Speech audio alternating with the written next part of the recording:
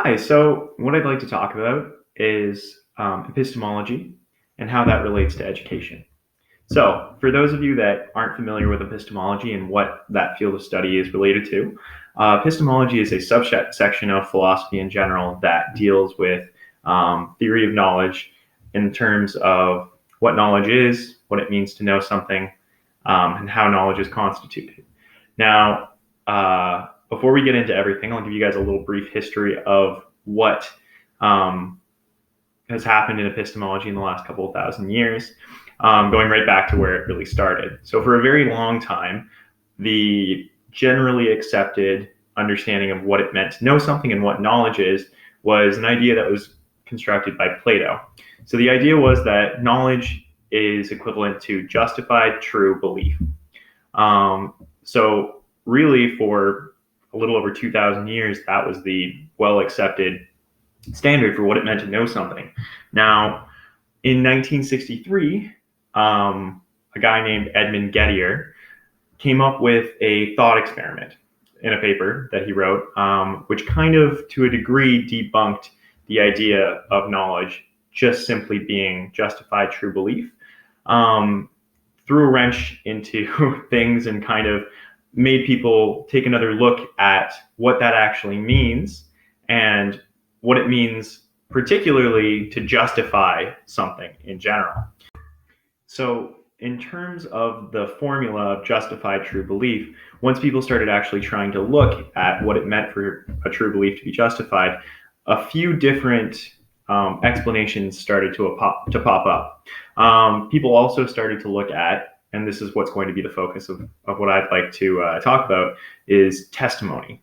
So if you really start to think about it, I think that you'll probably find the majority of what you think you know, what you learned in school, what you learned in university, and elsewhere in life from your parents, for example, a lot of it is not constituted by personal research or direct experience. A lot of it comes from the testimony of other people explaining things to you and sharing their knowledge. It's really part of what is essential of humanity and what's led us to where we are is the fact that we share our knowledge with future generations. Now, what that ends up meaning is that testimony as a justification for true belief is something that we really need to take a close look at.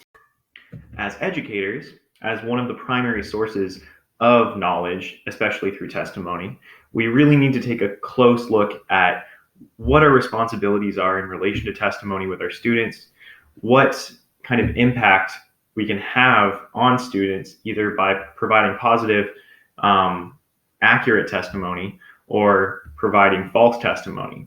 Now, that's a very large responsibility that's placed on us. And I think that a lot of people don't really consider that in the depth that it warrants.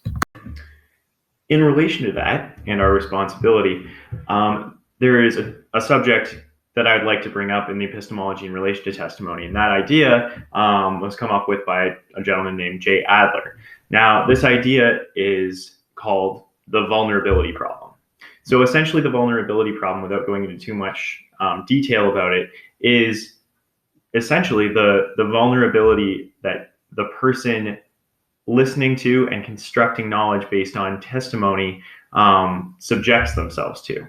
So in accepting the testimony of another person, you are relying on them and placing an enormous amount of trust in the validity and the truth of the information that they are providing to you.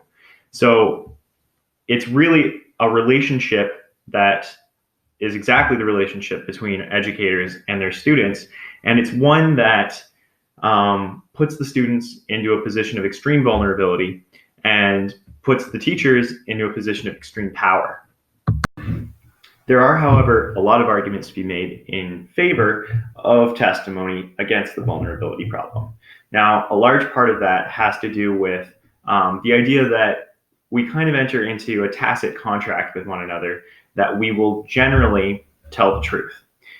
It's kind of a social norm that perpetuates itself just by the fact that, generally speaking, if we are provided with false testimony, then in the long run, it's very likely that we will end up actually realizing that and being made aware that what we had thought was true as a result of that testimony was in fact not. The other aspect of that is that frequently, in relation to testimony, there are sanctions and punishments for those who provide inaccurate testimony.